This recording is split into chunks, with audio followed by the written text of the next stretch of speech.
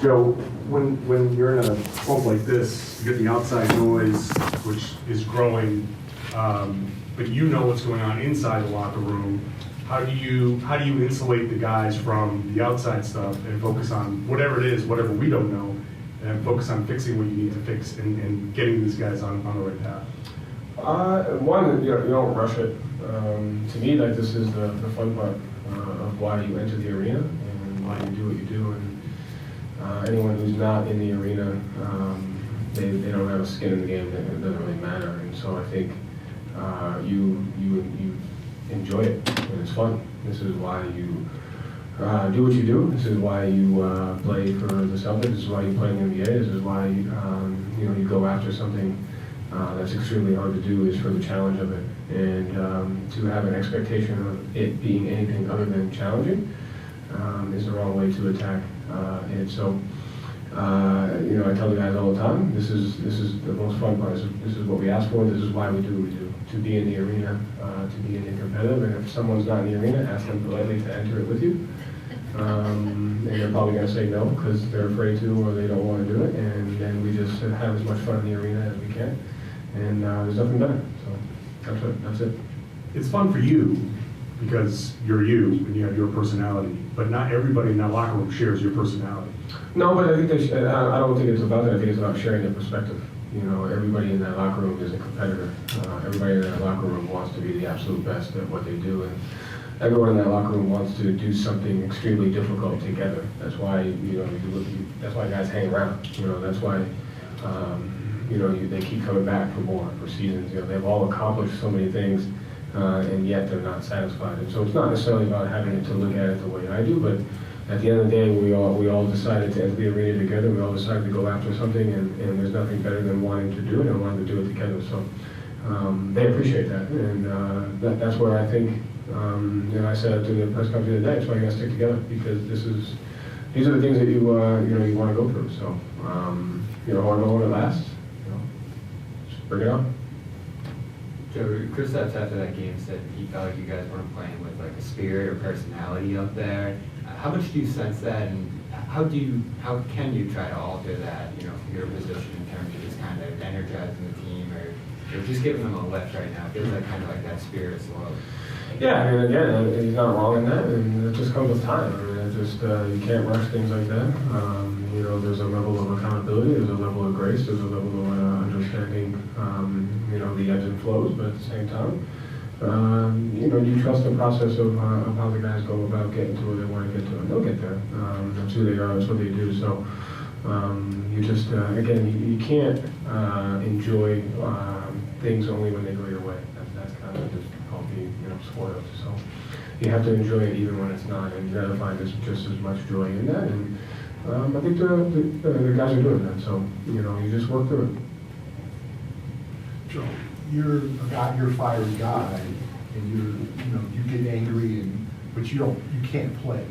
Do the guys need to play with more anger, fire? Do they need to be pissed, like when Toronto celebrates like they won the title, when Scotty Barnes is clapping in Tatum's face, when things are happening where teams are trying to kind of, when Dejounte Murray yells at your bench after the first quarter three, like, do guys need to start playing with more fury and anger than maybe before because they're seeing teams just come at them? From what I recall, Dejounte did that in the first quarter, but we won the game, and then Scotty Barnes almost gave up a dunk, after that one play, even though they did beat us. So those plays are one-offs. I think that's the natural, the arena, that's the competition that's going to happen.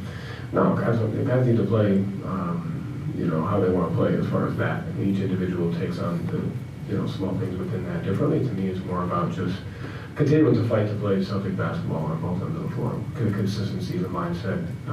Sure, playing that we have it, but it's not.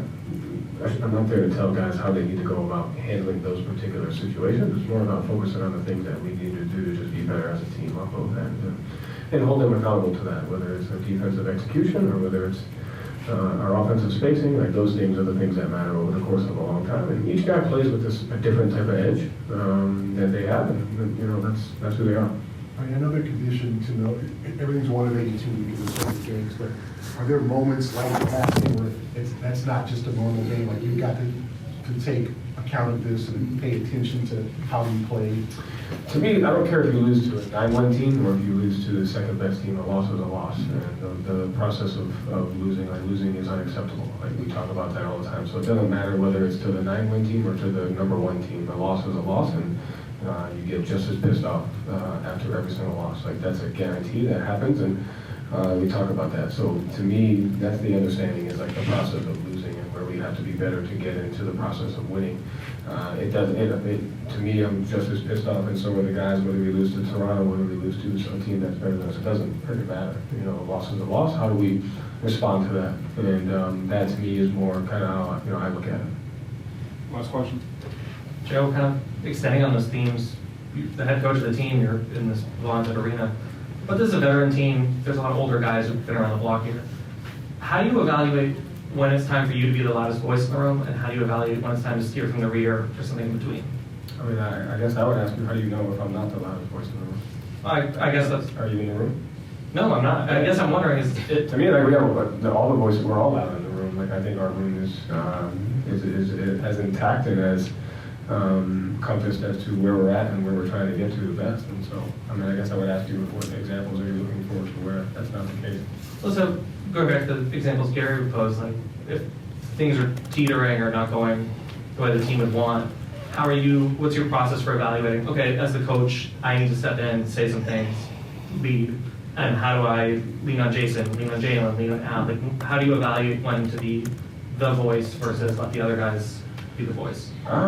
Yeah, I do it every day. It's just, I don't do it, I do it when it's necessary, whether it's a one-on-one conversation, whether it's in the team huddle, whether it's during a timeout. I mean, I think to me it's more about the communication as to the relationship that you build with the team and with each guy. And so, I mean, I think that's my job every day. And again, through this process, we've asked a lot of questions about the guys, the staff. We all have to be better. So we have to be there. That's just as much on me as it is anybody else. But as far as being the loudest voice, I mean, we say what needs to be said when we need to say it within the confines of, the respectable spaces to do that.